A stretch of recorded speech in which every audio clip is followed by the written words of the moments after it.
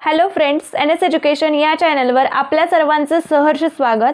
आज आपण या व्हिडिओत संरक्षणशास्त्र या विषयाची जी नवनीत या पब्लिकेशनची बुक आहे तर त्यामधला फर्स्ट जो चॅप्टर आहे राष्ट्रीय सुरक्षा संकल्पनेचे बदलते स्वरूप या चॅप्टरची उत्तरे बघणार आहोत।